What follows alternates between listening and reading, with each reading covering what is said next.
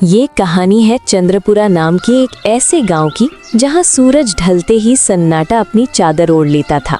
गांव के लोग शहर की चकाचौंध से दूर अपनी अलग ही दुनिया में रहते थे, लेकिन इस गांव का एक हिस्सा ऐसा था जहां परिंदे भी पर मारने से कतराते थे। वो था गांव का पुराना सब स्टेशन। अरे भाई, ये कैसा गांव है। यहाँ भी शाम के 7 भी ठीक से नहीं बजे और ऐसा लग रहा है कि जैसे आधी रात हो गई हो। मोबाइल का नेटवर्क भी चला गया और अब ये बिजली भी गुल हो गई। आखिर कैसा गांव है जहां सब कुछ ही चला जा रहा है। शहर से आया हुआ युवा इंजीनियर जिसका नाम अर्जुन था और गांव में बिजली सुधारने आया था। तभी अचानक से उसे बाहर से हंसी और बातों की आवाजें सुनाई दी। अर्जुन बाहर निकला और देखा कि पीपल के पेड़ के नीचे कुछ लोग बैठकर आपस में बात कर रहे थे। अर्जुन उनके पास जाता है और बोलता है,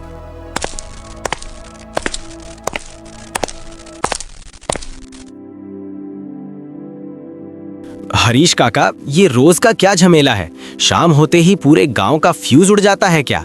मैं पिछले 3 दिनों से देख रहा हूँ, जैसे ही अंधेरा होता है बिजली काट दी जाती है। आओ बेटा अर्जुन, बैठो। आप तो शहर के लोग घड़ी देखकर चलते हैं, पर ये गांव और हम सब डर की आहट सुनकर चलता है। यहाँ बिजली हम नहीं काटते, यहाँ की बिजली अपने आप बुझ जाती है। और यकीन मानो बेटा, इस अंधेरे में ही हम सब की भलाई है। हाँ अर्जुन बेटा, तुम नहीं जानते हो, अगर बिजली आएगी तो वो सब दिखने लगेगा जिसे कोई भी देखना नहीं चाहता। क्या काका, आप भी ना कहाँ इन अंधविश्वासों में अभी भी पड़े हैं। मैं कल सुबह ही उस पुराने पावर हाउस जाऊंगा और देखूंगा कि आखिर बिजली की गड़बड़ कहाँ से है। हो सकता है कि कोई तार ढीला हो या ट्रांसफार्मर ही में कोई कमी हो, इसलिए मैं कल जरूर जाऊंगा। अर्जुन की बात सुनकर वहां बैठे सभी लोगों के चेहरे का रंग तुरंत उड़ गया। हंसी मजाक एक ही पल में डरावने मंजर में बदल गया और हरीश काका अर्जुन को बहुत गंभीर नजरों से देखते हुए बोले, बेटा तुम यहाँ पर नए हो, आए हो इसलिए हम सब तुम्हारे बातों का बुरा नहीं मानेंगे, लेकिन एक बात गांठ बांध लो, जो पुराने ट्रांसफर की तरफ जाने वाला रास्ता है वो मौत का रास्ता है। और वो रास्ता उस कुएं के पास से होकर गुजरता है और वहां सालों पहले एक हादसा हुआ था और वो जगह अब इंसानों के लिए नहीं रही। और पता है, वहां हवा भी रुक जाती है और परछाइयां अपने आप चलने लगती हैं। काका, मैं यहाँ पर अपना काम करने आया हूँ, डरने नहीं। और कल सुबह ही मैं वहां जाऊंगा और आप देखेंगे कि कल शाम तक पूरा गांव रोशनी से जगमगा जाएगा। अर्जुन वहां से इतना कहकर अपने घर की तरफ चल दिया और अर्जुन को लग रहा था कि गांव वाले आलसी हैं और काम ना करने के बहाने बना रहे हैं। और उसने अपने रूम में जाकर दरवाजा बंद कर दिया और बाहर हवा तेज होने लगी थी। अचानक से खिड़की के शीशे खड़खड़ाने लगे थे और कुछ देर बाद अर्जुन सोने की कोशिश की, पर उसे बार बार लग रहा था जैसे उसके कमरे के बाहर नंगे पैर चल रहा था और जैसे कोई गीले पैरों से कोई बरामदे में चल रहा हो। और अचानक अर्जुन उठा और बाहर देखा, वहां कोई भी नहीं था और था तो केवल एक दूर मशाल जल रही थी और उसे लगा कोई गांव का आदमी होगा वहां पर। और फिर अर्जुन की जैसे ही आंख लगी तो उसको अचानक से फुसफुसाहट सुनाई दी। साहब, क्या आप मेरी मदद करोगे? मेरी माँ बहुत बीमार है। अर्जुन अचानक से उठा तो देखा पूरा कमरा खाली था और अर्जुन की दिल की धड़कन तेज हो चुकी थी, पर उसने सोचा कि ये शायद मेरा वहम है। तभी उसका दरवाजा कोई खटखटाया, पर अर्जुन अपने बिस्तर पर ही बैठा था और फिर से दरवाजा खटखटाया कोई, पर इस बार आवाज और तेज थी। और अर्जुन ने दरवाजा खोला तो देखा सामने एक आदमी खड़ा था। उसका चेहरा एकदम सफेद था और अर्जुन बोला, कौन? तुम कौन हो और इतनी रात को यहाँ क्या करने आए हो? और तुमको नहीं पता है कि ये सरकारी जगह है? साहब माफ़ कर दो, मेरा नाम विवेक है, पास के गांव से आया हूं। और साहब मेरी मदद करो, मेरी माँ की तबीयत बहुत ख़राब है, उसको बहुत तेज़ बुखार है और सांस लेने में भी दिक्कत है। और इस समय कोई भी मेरी मदद नहीं कर रहा है और सब ने अपने अपने दरवाजे बंद कर लिए हैं। और साहब मैंने सुना है कि आप शहर से आए हुए हैं और आपके पास दवाइयाँ हो तो आप मेरे साथ चलो। अर्जुन को एक पल के लिए बहुत ही अजीब लगा, पर एक बेबस बेटे की पुकार सुनकर अर्जुन का दिल पसीज गया। पर उसको हरीश काका की बात याद आई। पर अर्जुन ने सोचा सच में कोई बीमार है और अर्जुन बोला, देखो विवेक, मैं कोई डॉक्टर नहीं हूँ, मैं तो यहाँ बस बिजली का काम देखने के लिए आया हूँ। और हाँ, मेरे पास प्राथमिक उपचार के किट हैं, लेकिन तुम डरो मत, मैं अभी लेकर आता हूँ। और हाँ, क्या तुम्हारा घर बहुत दूर है?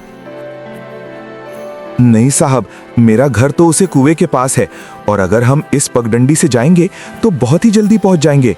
पर साहब अब बहुत जल्दी चलिए, समय बहुत ही कम है। और अर्जुन कुछ दवाएं अपनी जेब में रख लिया और विवेक के पीछे पीछे चल दिया। और गांव की गलियां सन्नाटा से भरी हुई थीं। अर्जुन विवेक के पीछे पीछे चलता रहा और अजीब बात ये थी कि विवेक के चलने की कोई आवाज नहीं आ रही थी, लेकिन अर्जुन को अपनी पैर की आवाज सुनाई दे रही थी। और दोनों लोग धीरे धीरे उस पुराने सब स्टेशन वाले रास्ते की ओर बढ़ने लगे। और अर्जुन ने विवेक से बोला,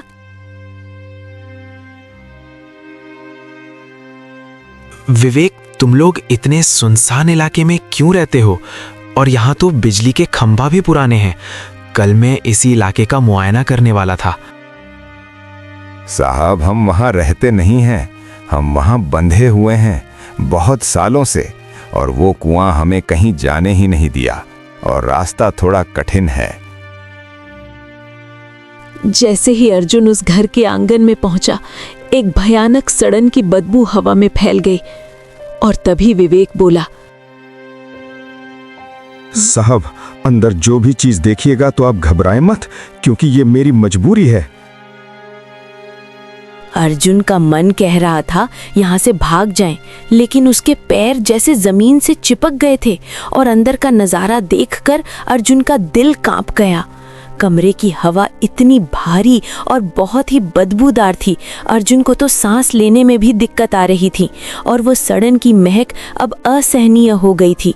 और एक खाट पर एक आकृति थी जिसपे एक सफेद रंग का कपड़ा ढका था। और तभी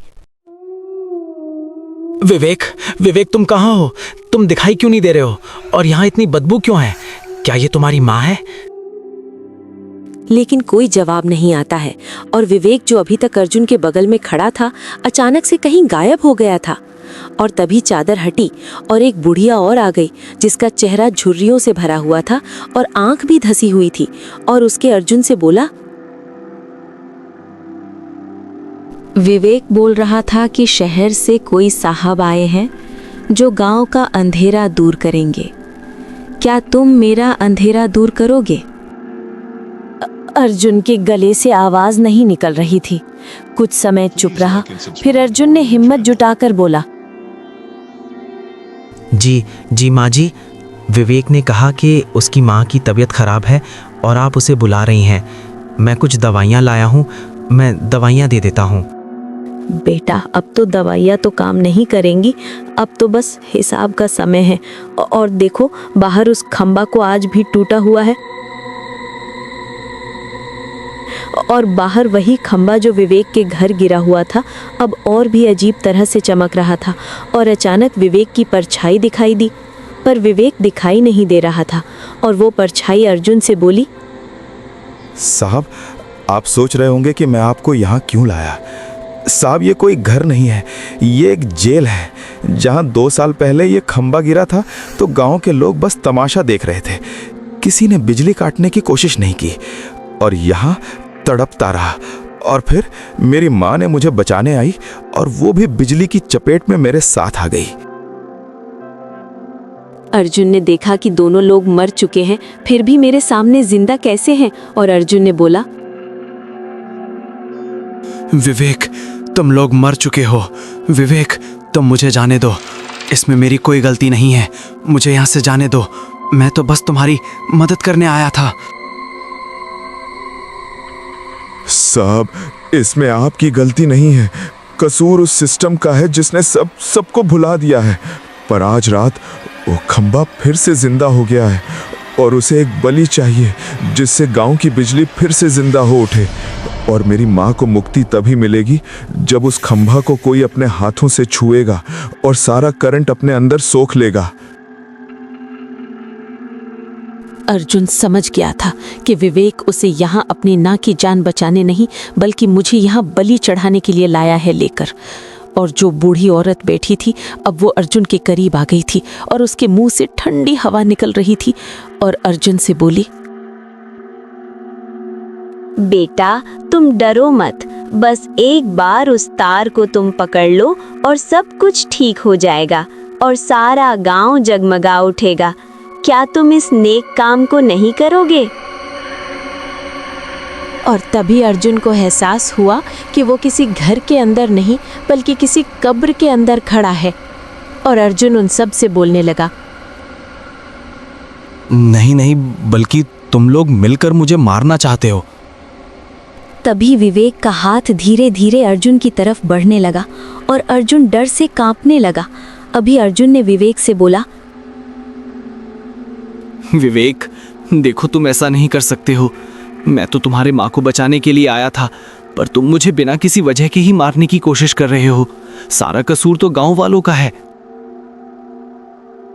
और फिर एक पल के लिए दया दिखाई दी और फिर अर्जुन से बोला, साहब, यहाँ पर कोई भी बेगुनाह नहीं है, लेकिन खामोश रहना भी एक तरह का गुनाह ही है।